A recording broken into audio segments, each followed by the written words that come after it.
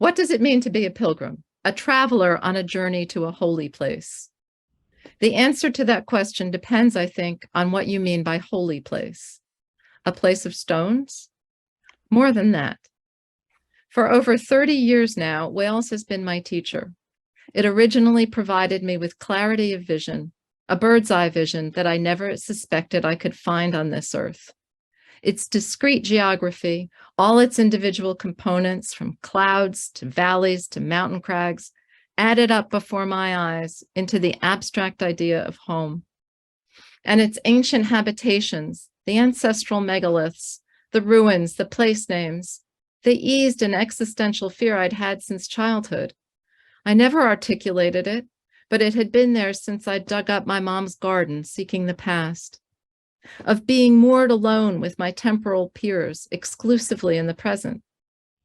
Yet the very incompleteness of the ruins, the acutely absent quality of their presences, demanded I break open the crust of now and imagine worlds that had existed in this place before I arrived. The Welsh landscape invited me to create, but it wasn't finished. Wales humbled me next. Its language, which I've never mastered, spoke of all the tales I didn't know, of ghosts hidden in names, of myths and stories bedded into the wet green earth. I needed to learn these, along with Wales' tragedies and oppressions and post-colonial struggles. And along with them, I also learned of vividly imagined compensations, of kings and magical disappearances and Edens on the other side of mortal time. All the brilliant gifts generated by creative hiraeth.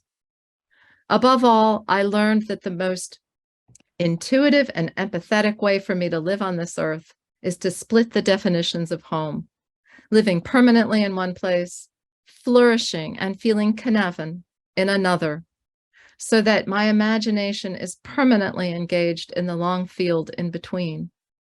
If this isn't teaching someone how to be truly human, I don't know what is. And if this isn't what home looks like, I don't know what does.